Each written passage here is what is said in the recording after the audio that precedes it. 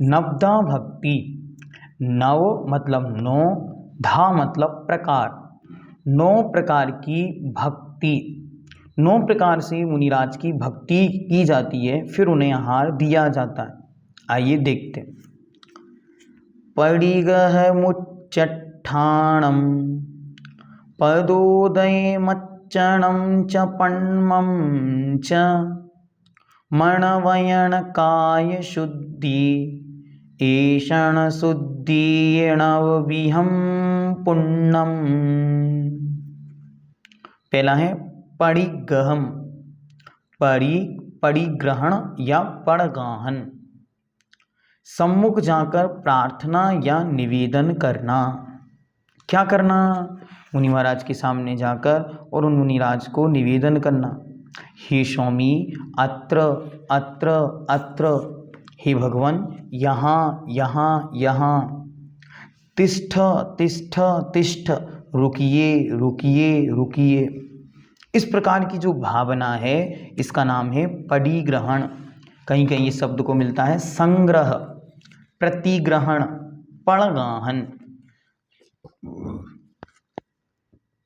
इसमें अच्छी तरह मुनिराज का परिक्रमा लगाकर और उनका ग्रहण किया जाता है। इसके बाद दूसरा है उच्चठाणम। उच्चठाणम मतलब उच्च स्थान, उन मुनिराज को उच्च स्थान पर विराजमान करना, हाथ जोड़कर निवेदन करना। हे स्वामी उच्चासन ग्रहण कीजिए, हे स्वामी उच्चासन ग्रहण कीजिए, आप हमारे गृह में पधारे, हम धन्य धन्य हो गए। फिर इसके बाद कहते हैं पादोदय या गंधोदक, पाद प्रक्षालन। मुनिराज का पाद प्रक्षालन करना। नियम ये है कि पाद प्रक्षालन के पश्चात उस गंधोदक को अपने मस्तक पर धारण करे। ऐसा नहीं कि मात्र जल वहाँ पे डाला और पानी को अलग करके रख दिया, नहीं, ऐसा नहीं। इसके बाद कहते हैं अर्चनम। अर्चनम मतलब पूजा, उन मुनिराज की अच्छी तरह पूजन करे। पर ऐसी पूजन भी नहीं करना कि शुरू की और 1 घंटे तक पूजन चल रही है, नहीं। अब इन सब के संस्मरण सुनाएंगे आपको तो बड़ा आनंद आएगा कि देखो कैसे कैसे जीवन होता है। फिर कहते हैं प्रणाम, नमस्कार या नमोस्तु। उन मुनिराज को नमोस्तु करना अच्छी श्रद्धा भक्ति के साथ। फिर उसके बाद मन वयण काय शुद्धि, मन वचन और काय की शुद्धि। हे प्रभु, हे स्वामी, मेरी मन की शुद्धि है, वचन शुद्धि है और काय की शुद्धता है।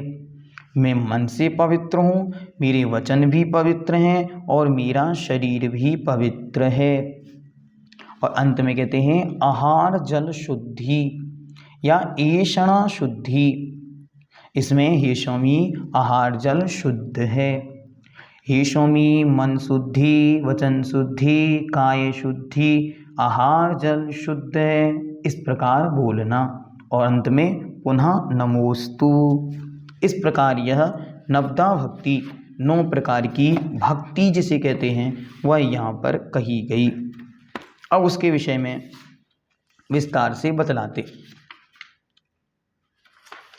हे स्वामी तिष्ठ तिष्ठ तिष्ठ, इसका अर्थ यह है कृपा कर खड़े हो जाएं, हे भगवान रुक जाएं, ऐसा 3 बार कहना चाहिए।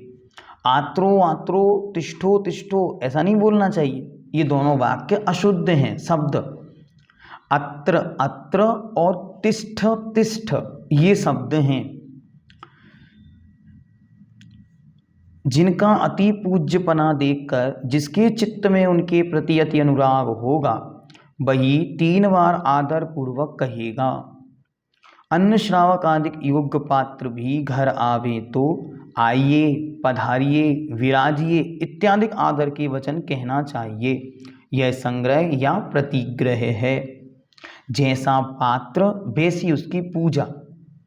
तो जैसा सामान्य सम्यक दृष्टि श्रावक आया तो आइए आइए, पधारिए पधारिए, भोजन ग्रहण कीजिए। राजस्थान में जो मारवाड़ी लोग होते हैं वो बड़ी ही मनुहार करते हैं। उनके यहाँ जो भोजन करने आता है उसे वे बिल्कुल अतिथि को देवता के समान देखते, इसलिए वे बहुत ही अच्छी तरह उनको बुलाते, आइए साहब, आइए आइए साहब, पधारिए, विराजिए। इस प्रकार के शब्दों से उसका सम्मान बहुमान करना चाहिए। बुलाकर उच्च आसन देना चाहिए, उन्हें ऊंचे स्थान पर बिठालना। मुनि महाराज आए तो हे स्वामी उच्च आसन ग्रहण कीजिए। ये प्रायः कर लोग भूल जाते, क्यों? मुनि महाराज आ गए, फिर वो डर गए, यहाँ वहाँ आगे पीछे हो गए तो भूल गए मुनिराज खड़े हैं। नहीं, खड़े नहीं, बैठालना अनिवार्य। किन्हीं मुनि महाराज को कोई अन्य मुनि महाराज आहार कराने आए तो उन्हें भी उच्च आसन बिठालना। कोई मुनि महाराज किसी निमित्त से मानो स्वास्थ्य के निमित्त से देखने आ गए तो उन्हें भी उच्च आसन प्रदान करना। प्राशुक प्रामाणिक जल से पैर धुलाना, उनके पैर को अच्छी तरह धुलाना। किससे? दो विशेषण दिए, एक तो प्राशुक और दूसरा प्रामाणिक जल, मतलब कुएं का पानी ही चाहिए, अन्य जल से नहीं। नहीं, पीने में तो चल जाता है और पाद प्रक्षालन में कोई भी चल जाता, नहीं, ऐसा नहीं। फिर उसके बाद जैसा समय जैसा पात्र हो उसके योग्य स्तवन पूजा पने के वचन कहना, पात्र को देखकर, वरना पता चले गृहस्थ श्रावक आपके यहाँ भोजन करने पहुंचा, सम्यक दृष्टि श्रावक, और आप जलम चंदनम अक्षतम पुष्पम करने लग जाएं। नहीं, जैसा पात्र पहुंचा उसकी वैसी विनय स्तवन और पूजन करना। मुनि श्रावक की योग्यता अनुसार नमस्कार आदि करना। जो पात्र हैं, मुनि महाराज हैं तो नमोस्तु, आरिका माताएं हैं तो वंदामि, एलक क्षुल्लक हैं तो इक्षामि, क्षुल्लिका माता हैं तो इक्षामि, त्यागी व्रती हैं तो वंदना, अन्य हैं तो उन्हें जय जिनेन्द्र कहकर नमस्कार करना। वचन की शुद्ध, मन की शुद्धता का बोलना, वचन की शुद्धि बोलना और अयोग्य वचन नहीं कहना। इसका मतलब ये नहीं कि अपन ने मन शुद्धि बोल दी हो, मन में कुछ भी चल रहा है, वचन शुद्धि बोल दी हो पर वचन से कुछ भी बोल रहे हैं, नहीं। जितनी देर तक पात्र हमारे यहाँ रहेगा उतनी देर हम अपने मन से कुछ भी अशुभ चिंतन नहीं करेंगे, उतनी देर हम अपने मन से वचन से अयोग्य वचनों का प्रयोग नहीं करेंगे। काय की शुद्धि करना व रखना, ऐसा नहीं काय शुद्धि बोलते जा रहे हैं और पता चले छूते जा रहे हैं, नहीं, बहुत अच्छी तरह उसकी शुद्धता को रखना। यत्नाचार सहित चलना उठना इत्यादि, काय की शुद्धि बहुत ध्यान से, कोई जीव मर ना जाए मेरे पैर के नीचे, कोई जीव का घात ना हो जाए, ये भी काय की शुद्धि है। और भोजन शुद्धि बोलना, पात्र के योग्य शुद्ध भोजन देना, ऐसा नहीं कि हमारे चौके में जो बना सो महाराज अब तो आपको लेना ही पड़ेगा, क्यों, अब आप हमारे यहाँ आ गए हैं, नहीं, ऐसा नहीं। जो उनकी प्रकृति और उनके स्वास्थ्य के अनुकूल है वह उनको देना। इस प्रकार जिन सूत्र के अनुसार पात्र को देश काल के योग्य आहार देना चाहिए तथा मन में हर्ष होना चाहिए। पात्र के गुणों में हर्ष अनुराग बिना दान देना निष्फल है। जिसे धर्म प्रिय होगा उसे धर्मात्मा में और उसके गुणों में अनुराग होगा ही, ऐसा नियम है। अच्छी तरह इसको समझ के रखना। हाँ, और अच्छी तरह अभी इसका और विस्तार आगे पंडित जी साहब करेंगे, उसे अपन समय समय पर देखेंगे। एक पैराग्राफ और पढ़ते हैं। मुनिराज तो जिन धर्मी की परीक्षा नवदा भक्ति देखकर ही करते हैं। मुनिराज अच्छी तरह नवदा भक्ति देखने के बाद ही आहार करते। नवदा भक्ति पूरी नहीं तो आहार नहीं लेते। उज्ज्वलाचार्य भगवंत विद्यासागर जी महाराज का परगाहन आदरणीय पंडित प्रवर जगन मोहन लाल जी के यहाँ हुआ।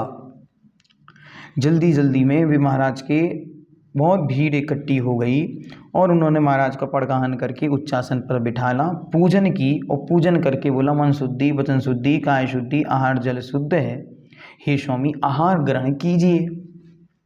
अब आचार्य महाराज उठे ही नहीं। महाराज तो अपने स्थान पर बैठे तो बैठे, उन्होंने 5-7 बार शुद्धि बोल दी। 5-7 बार शुद्धि बोली तो आचार्य जी हंसने लगे। आचार्य हंसने लगे तो सब लोगों की आंखों में से आंसू गिरने लगे कि अब क्या हो गया, ऐसा ना हो आचार्य उठ के चले जाएं, क्योंकि आचार्य का तो नियम है एक दिन में एक ही चौके में पड़गाहन लेते हैं। फिर भी अगर पड़गाहन में अलाप हो जाए या किसी प्रकार से विधि ना मिले तो वे लौट कर आ जाते। तो अब क्या करें, सब लोग बड़े यहाँ वहाँ विचार कर रहे हैं कि क्या गलती हो गई, क्या गलती हो गई, किसी को कुछ समझ नहीं आ रहा। इतने में एक बूढ़ी अम्मा वहाँ से चलती हुई आई और आकर उस दरवाजे पे कहा, हे स्वामी, मन शुद्धि, वचन शुद्धि, काय शुद्धि, आहार जल शुद्ध है, नमोस्तु महाराज। और वो अंदर आके कहती है सबसे पहले, अरे भैया गंदोदक दे दो। उसने क्या कहा, अरे भैया गंदोदक दे दो। उसने कहा कि मुझे गंदोदक दे दो। जैसे ही उन्होंने सुना पंडित जी साहब ने अरे गंदोदक दे दो, तो उन्हें याद आया, अरे पाद प्रक्षालन तो किया ही नहीं, जब तक पाद प्रक्षालन नहीं करेंगे महाराज आहार कैसे लेंगे। तो उन्होंने जल्दी से थाली लाए, पाद प्रक्षालन किया, पाद प्रक्षालन करके आहार दिया। आहार करने के बाद आचार्य श्री बोले, देखो कभी कभी ज्ञान से ज़्यादा विवेक काम में आता है। जो श्रावक होते हैं बड़े विवेकवान होते हैं, ग्रंथों को कभी नहीं पढ़ा, ये सब चीज़ें उनको नहीं पता कि दाता के 7 गुण क्या होते, लेकिन जब ये आहार बनाते हैं, आहार माताएं देती हैं, बड़ी भक्ति, बड़ी श्रद्धा, बड़े उत्साह के साथ आंखों से आंसू गिर रहे होते हैं, आनंद से झलक रहे होते हैं, ऐसा लगता है जैसे मानो साक्षात तीर्थंकर परमात्मा उनके चौके में आ गए। इतनी उत्साह और आनंद के साथ हजारों लाखों लोगों की पंगत कराने के बाद जो आनंद नहीं मिलता, उतना आनंद एक मुनि महाराज का विधि पूर्वक, निष्ठा पूर्वक, श्रद्धा पूर्वक निरंतराय आहार कराने पर होता है। इसलिए ये आहार आचार्य भगवंत पद्मानंदी महाराज ने कहा रत्नात्रय का दान है। जिस दिन वो वाक्य पढ़ा उस दिन से ऐसा लगता है हृदय में कि एक दिन भी ऐसा ना जाए जीवन का जिस दिन मुनिराज के कर पर हम अपने जीवन में कुछ ना रखें, कम से कम कुछ द्रव्य अपना उनके अंजलि में अवश्य जाए। पुरुषार्थ हमको ये करना चाहिए कि हम सब जब जैसे मानो हमारे नगर में मुनि महाराज आए, कोई आरिका माताएं आईं या कोई भी त्यागी व्रती हैं, हम उनको आहार देने रोज रोज नहीं जा पाते। हमें करना चाहिए हम रोज अपनी कोई सामग्री उनके चौके में भेज दें, जहाँ चौके लग रहे हैं वहाँ कोई सामग्री की उपलब्धता करा दें, कुछ भी करें लेकिन थोड़ी सी वस्तु रोज उनकी अंजलि में जाए। जो माताएं बहनें अच्छी तरह उस समय तक अपना काम फ्री कर लेती हों तो रोज़ अपने शुद्धि के वस्त्र पहनकर और उन मुनि महाराज के पास आहार कराने जाएं। कम से कम कुछ नहीं देना, मात्र शोधन करते रहें और लास्ट में एक अंजलि जल चला के अपने घर आ जाएं। जो पुरुष वर्ग उस समय अपनी 10 बजे अनुकूलता निकालें, कुछ नहीं करना, बस मुनि महाराज को हवा करते रहें जिससे उनका आहार निरंतराय होता रहे। इस प्रकार के कार्य करके भी हम महान भक्ति, महान कार्य अपने जीवन में कर सकते हैं। इसलिए हमें निरंतर अपनी श्रद्धा, अपनी भक्ति, अपने गुणों में वृद्धि करनी चाहिए।